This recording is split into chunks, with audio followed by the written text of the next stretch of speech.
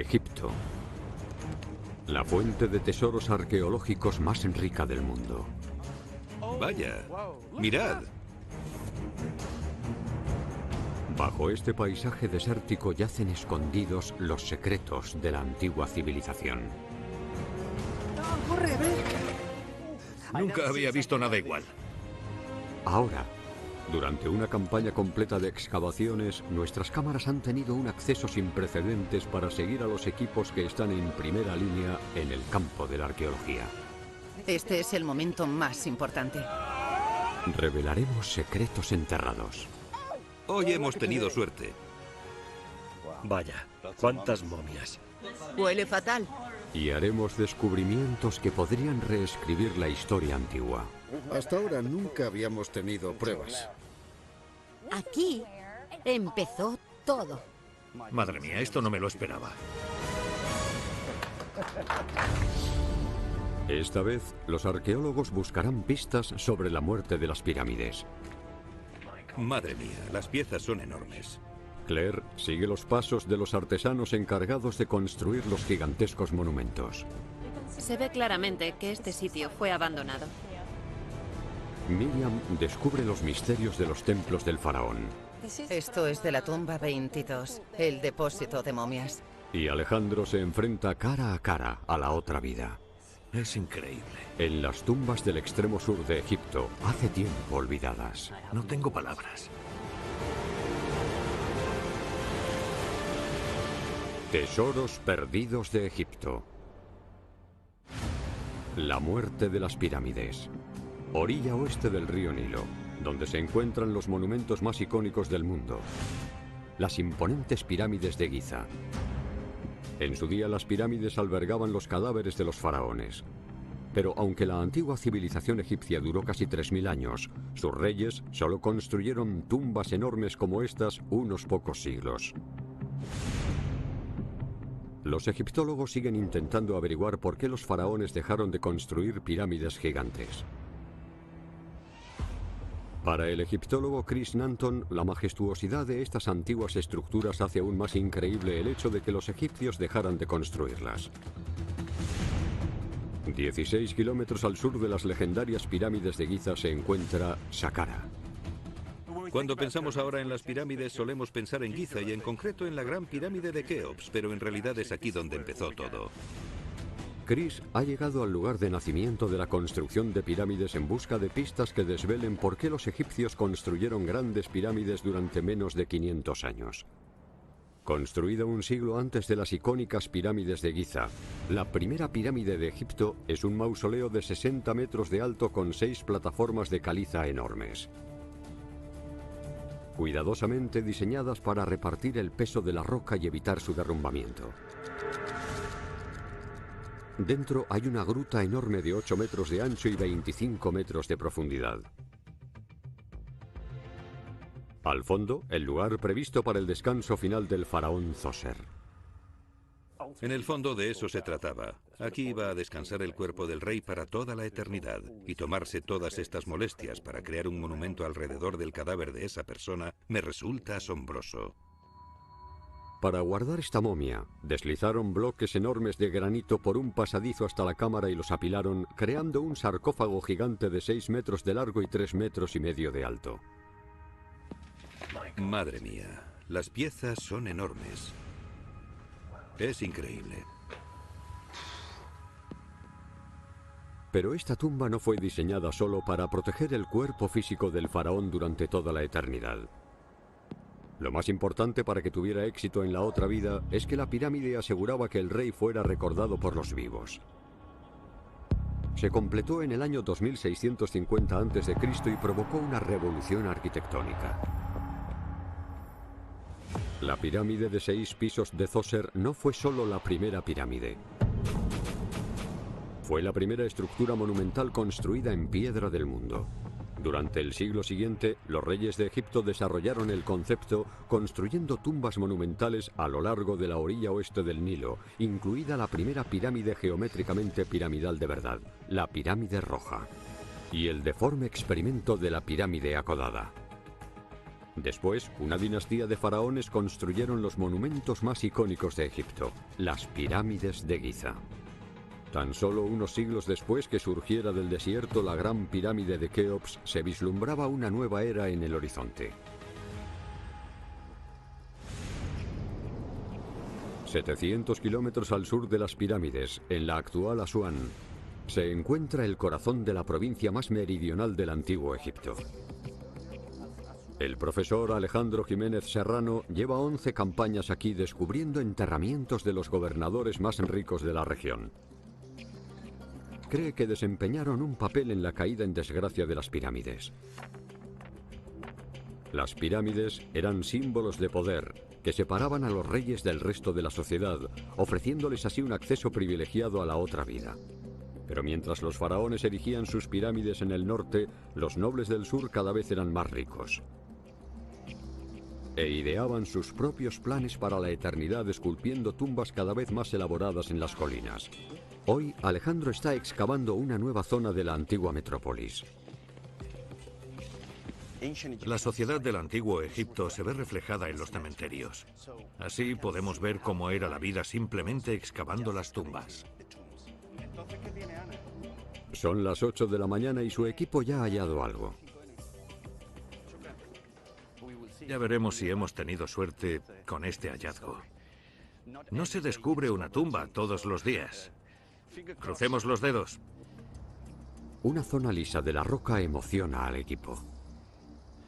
En esta zona se ve el tallado antiguo para lograr alisar lo que sería la fachada de la tumba. La fachada de roca, naturalmente abrupta, fue alisada con antiguos cinceles. Si esta es la tumba de un noble, podría contener inscripciones que arrojaran luz al papel que desempeñaron los gobernadores en el declive de las pirámides. Esta es la típica tumba de miembros de la nobleza de Kubé del Jagua. Estamos buscando la puerta.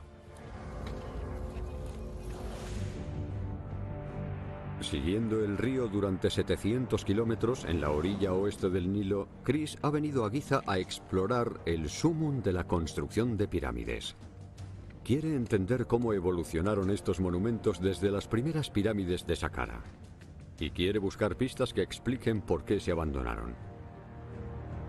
Estos gigantes de piedra incluían nuevos diseños para proteger al faraón de los ladrones tras su muerte.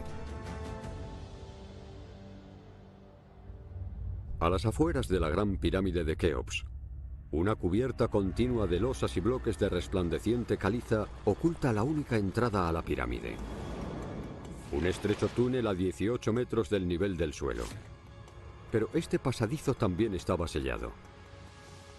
Los saqueadores tuvieron que romper enormes bloques de granito de 2 metros de ancho para llegar a un inclinado pozo que lleva al centro de la pirámide. Arriba tuvieron que enfrentarse a 3 enormes bloques de granito más. Antes de llegar finalmente a la cámara funeraria donde estaban enterrados el rey y sus riquezas. Al lado de la gran pirámide, el hijo de Keops, Kefren, construyó su propia pirámide. Y debajo un complejo de monumentos y templos diseñados para ayudar a su resurrección. Los sacerdotes vendrían a hacer ofrendas a la sombra de la pirámide, asegurándose así de que el nombre del faraón seguía vivo. Uno de esos monumentos cuidadosamente posicionados es la escultura más enigmática del mundo antiguo, la Gran Esfinge. Los egipcios estaban muy interesados en el alineamiento y uno de los grandes logros de la meseta de Giza fue su capacidad de ubicar los monumentos así a gran escala. La esfinge y el templo que hay enfrente y la pirámide que hay detrás están cuidadosamente alineados uno con otro. Chris busca pruebas de cuándo abandonaron los faraones sus monumentos. Entre las zarpas de la criatura encuentra una losa de una piedra distinta, añadida 1000 años después. La estela del sueño. Se llama la estela del sueño porque el texto describe una historia en la que Tutmosis IV, antes de ser rey, tuvo un sueño en el que la esfinge le hablaba Y la esfinge dice: no estoy en muy buenas condiciones, me han abandonado. Los jeroglíficos explican que la esfinge quedó enterrada en la arena del desierto, pero que Tutmosis sería recompensado por restaurar la escultura a su antigua gloria. Si el que se convertiría en Tutmosis IV podía hacer las reparaciones necesarias y retirar la arena, a cambio, la propia esfinge le otorgaría el reinado al joven príncipe. Es decir, que el trato es que si Tutmosis IV hacía lo que quería la esfinge, se convertiría en rey. Tutmosis creía que para convertirse en faraón tenía que agradar a sus gloriosos ancestros y asegurarse de que los monumentos de los antiguos faraones eran recordados y respetados. Cuando se convirtió en faraón, Tutmosis reformó la esfinge durante un periodo conocido como el Imperio Nuevo, la cúspide del poder egipcio en una historia que se remontaba a miles de años. Los primeros pequeños asentamientos se extendieron por el Nilo alrededor del año 5000 a.C.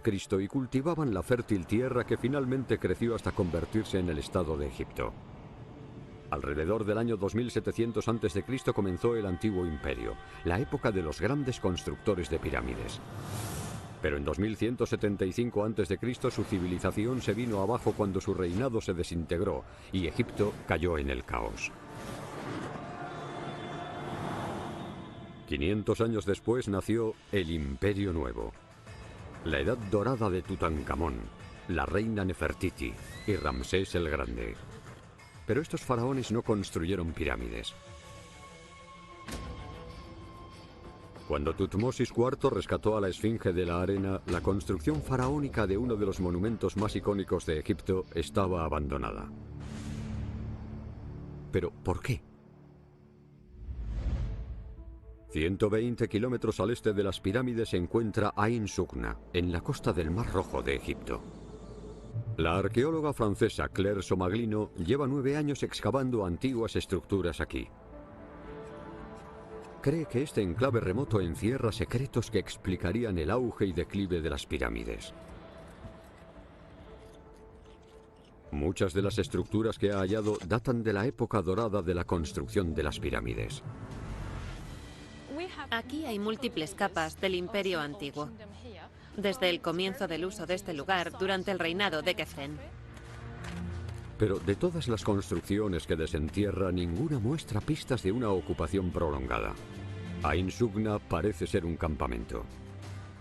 Hay moradas y talleres y zonas para cocinar, todo lo que se podría necesitar en una expedición. Ocuparon este lugar durante solo 2 o 3 meses. Claire busca pistas de qué podría revelar este campamento sobre la época de los constructores de pirámides de Egipto. Las escrituras talladas en la cara de una roca cercana podrían contener pistas. En las colinas de Ain Sukna, el seco clima ha conservado los grabados en la roca realizados por la gente que estuvo aquí. Algunos de esos grabados datan de hace solo 50 años. Pero otros tienen miles de años.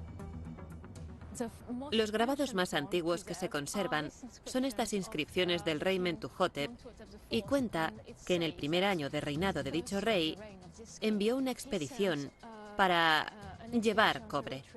Y justo después de Mentuhotep, Amenemhat envió una expedición de 4000 hombres esta vez, que era una expedición enorme para esta época. Los grabados sugieren que el campamento de Ain Sukna era una escala en una cadena de suministro. Una cadena que proveía a los faraones del recurso que más necesitaban para la construcción de las pirámides. El metal fundamental para esculpir en piedra antigua. El cobre. Claire cree que procedían de las minas de Sinaí, cruzando el Mar Rojo.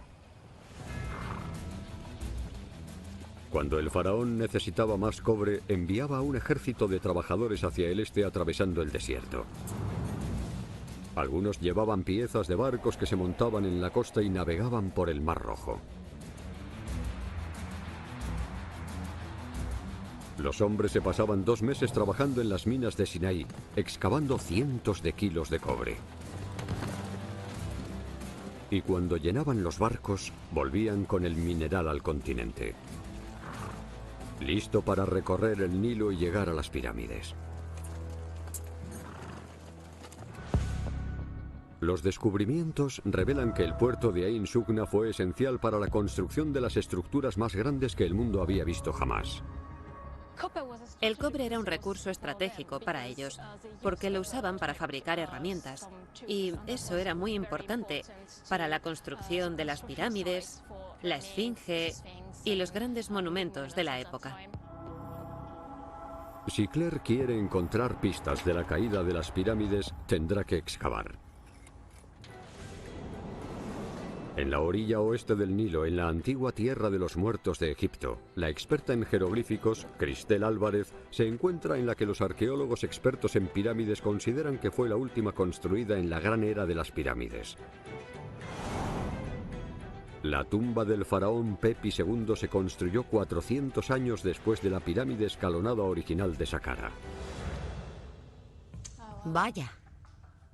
Es preciosa. ¿Cuántos colores? El verde sigue viéndose muy brillante. Busca pistas que expliquen por qué la obsesión con la construcción de pirámides empezó a acabarse aquí. Los jeroglíficos cubren casi todas las superficies e incluyen el signo real que contiene el nombre del faraón. Este es el cartucho del rey y pone vivirá, no morirá. Y la misma sección del texto se repite una y otra vez. Los muros de la tumba de Keops en la Gran Pirámide de Giza están en blanco. Pero aquí, en la tumba de Pepi, están cubiertos de encantamientos diseñados para ayudar al faraón a entrar en el inframundo sin problemas. Lo que vemos entre esta pirámide y otra es el deseo de incluir todos los textos que fuera posible y usar todo el espacio disponible para inscribir el texto. A medida que iba avanzando la era de las pirámides, los faraones iban llenando sus tumbas cada vez con más protecciones mágicas para sus cuerpos y almas. Los textos mantenían su fe en el poder de las pirámides, a la vez que su poder en el reino de Egipto estaba a punto de derrumbarse.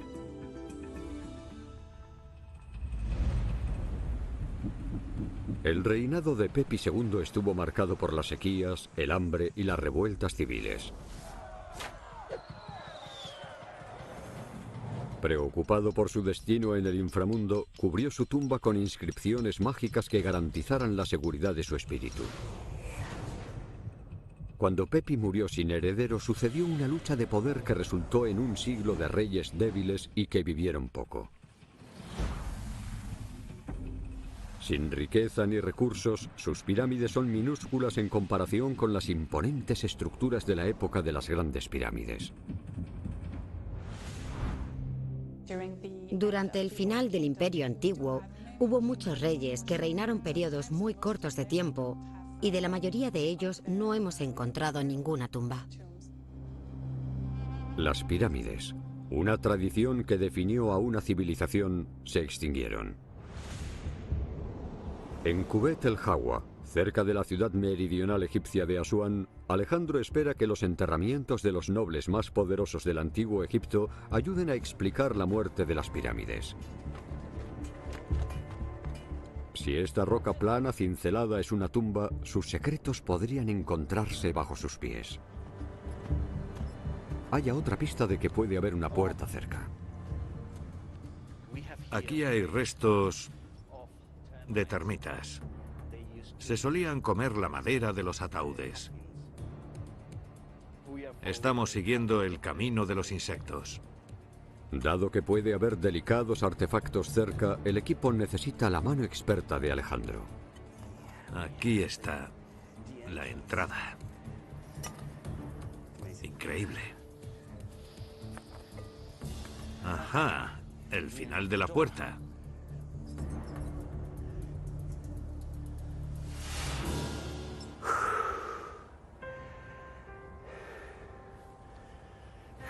Es increíble. Sí, no tengo palabras. Probablemente seamos los primeros en ver esta puerta en más de 4000 años. La abertura expertamente excavada concuerda con el estilo que usaban los nobles del sur de Egipto al final de la era de las pirámides. Es un momento importante para todo el equipo. Mabruk. Mabruk. Shukran.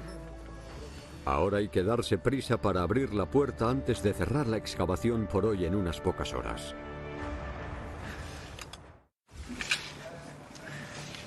Estamos a mitad de mañana en la excavación de Alejandro en Kubet el Hawa, y el turno de los trabajadores acaba a la 1 de la tarde. Las termitas le han conducido a la entrada de la tumba de un noble, pero para liberar la puerta, el equipo debe excavar la abertura y también toda la zona frente a la tumba. Si no, la arena volverá a inundar la tumba.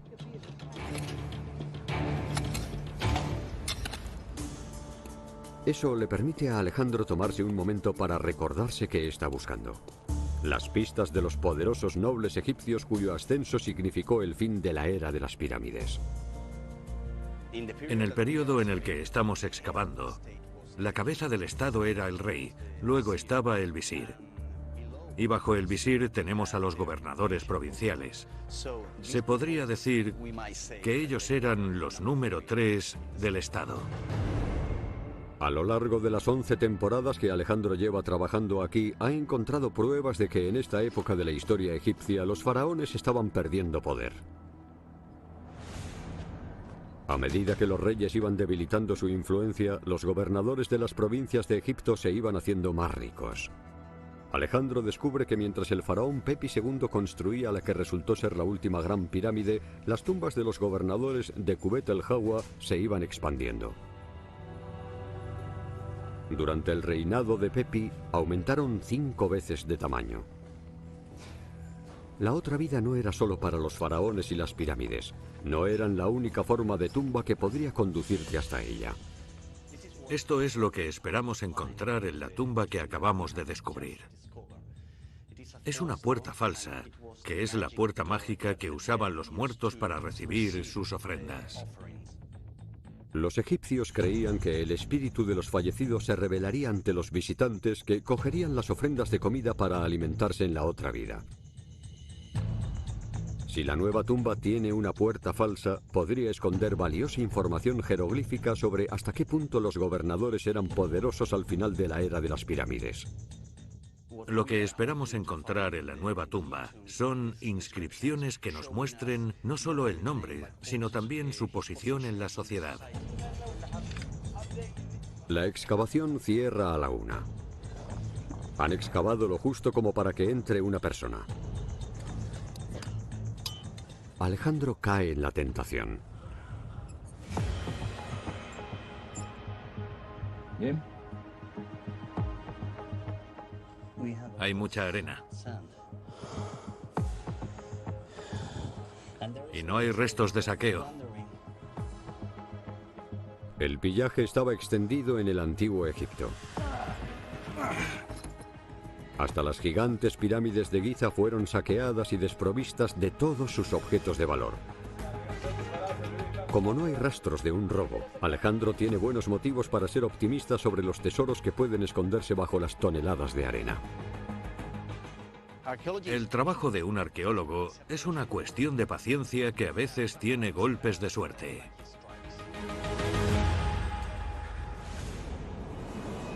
En Ain Sugna, en la costa del Mar Rojo de Egipto, el equipo de Claire abre una nueva trinchera del antiguo campamento. Su compañera, la arqueóloga Adeline Batts, está armando la historia de las expediciones de cobre del faraón. Adeline está dibujando la estratigrafía que tenemos aquí. Es muy interesante porque se ven todas las capas distintas de ocupación de esta parte del emplazamiento. ¿Vas a ayudarme? No, voy a ver qué estás haciendo. Tenemos piezas de cerámica. Descubre un hueco en los registros. Se ven claramente las capas de ocupación, porque hay cenizas mezcladas con arcilla y arena. Estas son las capas del antiguo imperio. En la estratigrafía se ve muy claramente que el lugar se abandonó aquí. Una gruesa capa de barro, que queda debajo de décadas de vientos e inundaciones, cubre las cenizas de los fuegos de los trabajadores de la era de las pirámides. El descubrimiento demuestra que nadie fue allí durante un siglo o más. Es una prueba fundamental de la muerte de las pirámides que revela que los faraones dejaron de ordenar expediciones en busca de cobre.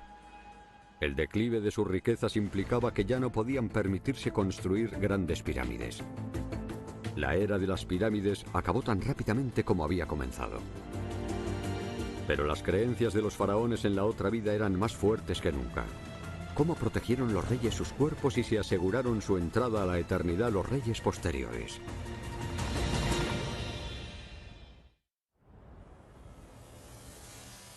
$700 años después de que el faraón Pepi II construyera la última gran pirámide, los faraones del Imperio Nuevo habían restablecido su poder supremo en Egipto. Y trasladaron la capital al sur hasta Tebas, en lo que hoy es Luxor. Chris atraviesa el río Nilo para investigar cómo los gobernantes del Imperio Nuevo buscaron garantizar su eternidad. Estos ricos faraones podían permitirse tumbas tan grandiosas como la Gran Pirámide de Keops. Pero durante el caos posterior al fin del reinado de los antiguos faraones, las antiguas pirámides fueron saqueadas. Los antiguos textos describen los altercados, los cadáveres se sacaron de las tumbas y los bienes funerarios desaparecieron.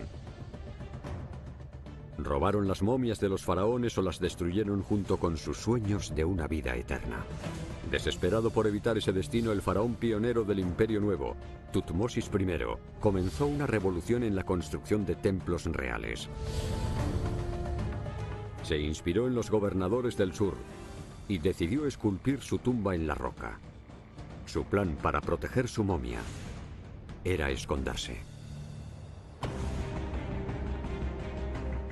En un valle al oeste de Tebas, el rey escogió su lugar y esculpió un pozo de más de 200 metros de profundidad en la montaña. Tiene cámaras subterráneas para las riquezas que se llevaría a la otra vida. Y en una fastuosa tumba al fondo del túnel, un sarcófago mantendría a salvo su cuerpo. Siguiendo su ejemplo, prácticamente todos los faraones durante los siguientes 500 años excavaron tumbas en esta montaña para crear sus palacios del inframundo. Crearon así una ciudad subterránea de reyes muertos que se acabó llamando el Valle de los Reyes. Una de las tumbas mejor conservadas del valle perteneció a uno de los más grandes faraones de Egipto, Ramsés III. En cuanto entras en esta tumba, te sorprende mucho su tamaño monumental. Todas las superficies están decoradas, hay inscripciones jeroglíficas por todas partes, imágenes grandes del rey. Es absolutamente impresionante. Al igual que Pepi II cubrió su última gran pirámide de conjuros en jeroglíficos, Ramsés esperaba que el arte mágico asegurara su peligroso pasaje hacia la resurrección. Es un viaje muy peligroso, un viaje arriesgado, y se encuentra con todo tipo de demonios en su camino, pero con la ayuda de los dioses que le acompañan por toda la tumba, consigue realizar el viaje sin problemas. Los faraones del Imperio Nuevo creían que sus tumbas esculpidas en la roca protegerían a sus momias ahí donde las pirámides habían fallado, pero los arquitectos de Ramsés no dejaron nada al azar y diseñaron pozos muy escarpados a medida que iban tunelando la roca. Esta es una parte muy importante de la tumba. Es un pozo que constituye una característica esencial de las tumbas del Valle de los Reyes, diseñada para detener a los ladrones, hermosamente decorado con imágenes del dios. Aún enterrado a cientos de metros en el corazón de la montaña, Ramsés temía que su tumba fuera saqueada. Aunque la tumba se debió de sellar, y la idea debió de ser que nadie entrara jamás aquí, su decoración es increíblemente hermosa. Quizá tan solo para que la vieran los dioses. Tan solo había un problema. Para vivir toda la eternidad, un rey no solo necesitaba conservar su cuerpo, tenía que ser recordado por los vivos. Las pirámides tenían monumentos y templos adyacentes donde los sacerdotes celebraban la memoria del faraón fallecido. Ramsés no quería que se supiera la ubicación de su cuerpo y sus riquezas con una pirámide, pero aún así necesitaba un monumento que mantuviera vivo su nombre.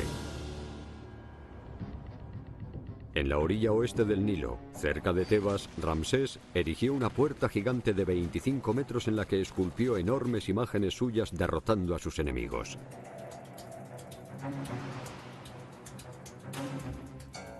Tras ella, en su templo funerario, 2 patios con una fila de estatuas conducían a una serie de capillas y a una puerta falsa en la que los sacerdotes harían ofrendas y repetirían su nombre.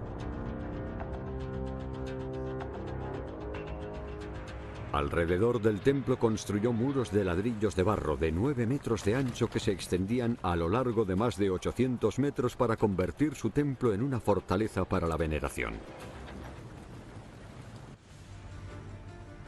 A 1,5 kilómetros del templo de Ramsés se encuentra otro gran monumento en honor a un faraón del Imperio Nuevo. El templo de millones de años de Tutmosis III.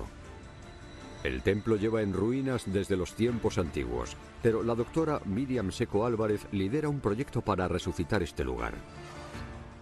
Cuando comenzamos el proyecto en 2008, todo esto era una montaña de arena. No se veía nada. Quiere descubrir exactamente cómo pretendían que estos nuevos monumentos aseguraran la otra vida del faraón sin una pirámide. El arqueólogo Manuel Abelleira busca a las afueras de los muros en busca de pistas de cómo se usaba el templo. Registra meticulosamente cada hallazgo que desentierran los trabajadores cerca de los muros del templo. Bien, Shukran. Los antiguos egipcios hacían ofrendas de comida como dátiles para honrar la memoria del faraón. Pero entre la fruta de 3.500 años de antigüedad encuentra objetos más valiosos.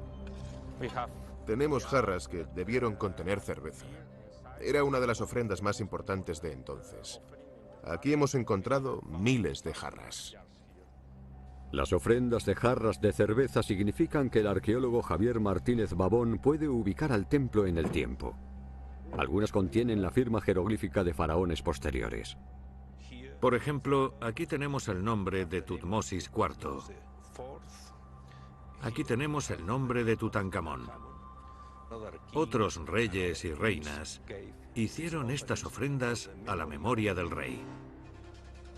Las jarras demuestran que durante siglos los gobernantes de Egipto realizaron ofrendas en este templo para mantener vivo el nombre de Tutmosis III. Y mientras, su momia descansaba a salvo escondida en el Valle de los Reyes. Pero Miriam está descubriendo que los egipcios no solo dejaban ofrendas de cerveza y comida en el templo. A tan solo unos minutos de que cierre el emplazamiento, el equipo de Miriam descubre un enterramiento. Vosotros dos, ¿no? Este emplazamiento tiene un horario límite estricto y no pueden dejar un esqueleto expuesto toda la noche. Si encontramos un cadáver, tenemos que retirarlo ese mismo día. Si encontramos algo especial, tenemos que retirarlo para que no se estropee. El equipo se apresura por mover el antiguo esqueleto antes de que cierre el emplazamiento. Terminamos en 20 minutos, por eso tenemos un poco de prisa. Para allá, para la sombra, a ponerle la sombra. Tan solo quedan unos minutos para que cierren las puertas, pero el esqueleto ya está a salvo y listo para el análisis. Podría esconder pistas de cómo el templo salvaguardaba la otra vida de los faraones en la era posterior a la muerte de las pirámides. El esqueleto desenterrado a las afueras del templo de Tutmosis III no es el primero que ha encontrado el equipo de Miriam. Es uno de los más de 125 cadáveres antiguos que han desenterrado en este lugar. Muchos de una única tumba. El por qué están aquí es un misterio. Pero algunos están conservados en muy buenas condiciones. Los cadáveres podrían arrojar luz sobre cómo el templo de Tutmosis se suponía que debía funcionar tras su muerte. Miriam tiene como misión registrar cada antiguo cadáver en busca de pistas. La siguiente es una momia totalmente envuelta. No se puede arriesgar a retirar las vendas de lino, así que el doctor Roger Seiler, experto en dientes, se vale de los rayos X para buscar información. Queremos ver quién era esta persona. ¿Es un hombre o una mujer? Queremos saber su edad, qué comía, todo lo que podamos saber de esta persona. A ver. Ah. Tenemos la cabeza. Roger examina el cráneo para determinar el sexo y edad de la muerte del esqueleto. Esta persona tenía entre 18, 20 y 25 años. Los dientes están en buen estado. Es una persona joven. Vale. Es importante porque ¿Sabemos si es un hombre o una mujer? este ángulo indica que podría ser una mujer. Tal vez sería una mujer. Tal vez. Además está la forma de la barbilla. La radiografía indica que es el cuerpo de una mujer joven. Es de la tumba 22, de la época posterior, donde encontramos el depósito de momias. Sí. La tumba en la que fue enterrada data de una época casi 1000 años posterior a la construcción del templo. Es una pista que indica que el templo se consideró sagrado mucho después de la muerte de Tutmosis III. Si aún le recordaban, entonces estaba a salvo en su otra vida. Ahora tenemos que profundizar más para conseguir más información. Miriam tiene que descubrir quiénes eran estas personas para poder saber por qué las enterraron aquí. Trabajan en la docena de momias halladas en el emplazamiento. Falta la cabeza. Sí. Pero creo que este es un paquete de órganos. Sacaron los órganos internos, los momificaron por separado y los volvieron a meter. Una buena técnica de momificación. Algunas de las momias de este depósito de momias son de gran calidad. Momificación de gran calidad. Sí. La momia sugiere que los egipcios de la alta nobleza enterraban a sus muertos aquí casi a finales de la civilización del antiguo Egipto. Creían que este lugar contenía un poder que les ayudaría a llevar sus almas a la otra vida. El equipo tiene que seguir examinando y comparando los hallazgos. Pero una vez completado su análisis, Miriam puede devolver el cadáver a su lugar de descanso eterno. Bajan con cuidado los valiosos restos a 4,5 metros de profundidad. Este es el momento más importante. Siempre estamos preocupados. Cuidado, cuidado. La momia ya está a salvo en la cámara funeraria. Buen trabajo. El equipo la dispone para descansar. Ya tenemos a una persona más en paz. Los descubrimientos de Miriam sugieren que el templo siguió siendo sagrado casi 1000 años después de la muerte de Tutmosis III. Conservaba así su memoria y su vida eterna siempre que su cuerpo estuviera a salvo en el Valle de los Reyes.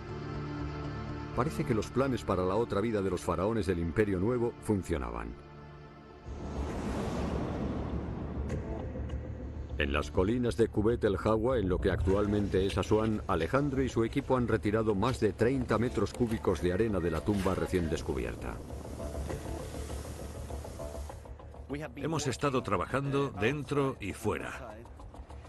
Tenemos la posibilidad de acceder para comprobar si hay restos de los enterramientos originales. Si la tumba contiene inscripciones jeroglíficas o algún bien, podría ayudar a identificar al propietario. Y descubriría las prácticas funerarias de los nobles que desafiaron el poder de los faraones constructores de pirámides. Veo varios fragmentos de hueso. Los huesos han sobrevivido, pero ¿a quién pertenecen? El descubrimiento de Alejandro de restos humanos demuestra sin lugar a duda que ha encontrado una nueva tumba en Kubet el Hawa. Pero lo que necesita son jeroglíficos que identifiquen al dueño de la tumba y su estatus. Si hubo en su día una momia en esta cámara, quizá los valiosos artefactos funerarios estén en una cavidad adyacente. Es increíble. Tenemos el mismo material que encontramos en la otra cámara. La segunda cámara de la tumba está vacía. Casi con total seguridad fue desvalijada por ladrones. Pero Alejandro descubre que no solo la han saqueado. Estos caminos en el muro muestran que fue arrasada por una fuerza aún más destructora. Podemos suponer que aquí había ataúdes. Quizá también cajas. Y todo se lo han comido las termitas. No he visto nada igual.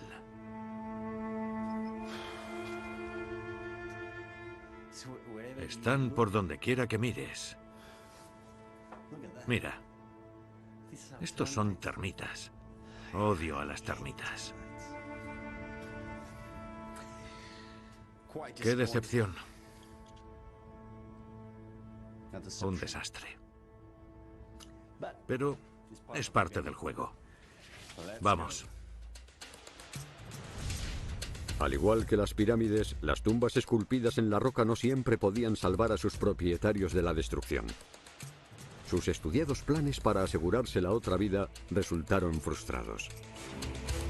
Pero la rica necrópolis de Kubet el Hawa puede revelar algún día más cosas sobre el papel que desempeñaron los gobernantes del sur en el declive de las pirámides. Hemos tenido mucha suerte en todas las campañas que hemos estado trabajando en Kubet el Hawa. Hemos descubierto 3 tumbas nuevas, 9 cámaras funerarias intactas, pero también hemos descubierto que aquí a veces las historias tienen un final distinto. Puede que no haya encontrado tesoros jeroglíficos esta vez, pero quizás la próxima Alejandro tenga más suerte. En el Valle de los Reyes, los faraones del Imperio Nuevo esculpieron sus tumbas en las profundidades de las montañas para protegerlas de los ladrones. Chris ha llegado a la tumba más icónica de la historia para descubrir hasta qué punto lo consiguieron. La tumba de Tutankamón, descubierta bajo varias capas de escombros por el arqueólogo Howard Carter en 1922. Este es el punto exacto en el que Carter hizo el primer agujero en el bloque y pudo ver la antecámara. En ese momento dijo sus palabras famosas cuando le preguntaron ¿ves algo? Y contestó cosas maravillosas. Y fue porque estaba viendo esta cámara, la antecámara, que estaba totalmente atestada de objetos, al igual que el resto de la tumba. Carter había descubierto la colección más importante de artefactos jamás descubierta de la época dorada de Egipto, incluida la famosa máscara del faraón. Pero para Chris, la mitología moderna de las riquezas de la tumba de Tutankamón no cuenta toda la historia. Sí que contenía cosas maravillosas, pero no toda la tumba estaba intacta. El mobiliario funerario de Tutankamón estaba apilado de forma caótica como si estuviera preparado para ser retirado. La tumba fue saqueada quizá tan solo unos días después del funeral, cuando se introdujo el cuerpo de Tutankamón en la tumba por primera vez. Parece que los saqueadores oportunistas se llevaron pequeños objetos de valor. Dejaron los objetos más grandes quizá con la intención de volver. Pero algo les detuvo. Ahora sabemos que hubo una inundación muy rápida en el valle que depositó una gran cantidad de material sobre la entrada a la tumba, y cuando se secó se solidificó hasta adoptar la consistencia del cemento. Era impenetrable, y la ubicación de la tumba era desconocida hasta que Howard Carter excavó la tumba en 1922. Fue la primera vez que alguien la veía desde la 18ª dinastía. La tumba de Tutankamón no fue la única tumba del Valle de los Reyes arrasada por antiguos ladrones. Todas las tumbas descubiertas hasta ahora fueron despojadas de sus tesoros hace mucho tiempo. No ofrecían mayor protección que los poderosos monumentos a los que reemplazaron. Las pirámides tampoco ofrecieron resistencia a los determinados saqueadores de tumbas. Y tras años de sequías y conflictos, los faraones no podían seguir permitiéndose construirlas. Pero los faraones lograron otro tipo de inmortalidad. Sus extraordinarias pirámides siguen siendo un recordatorio icónico de la mayor civilización del mundo antiguo.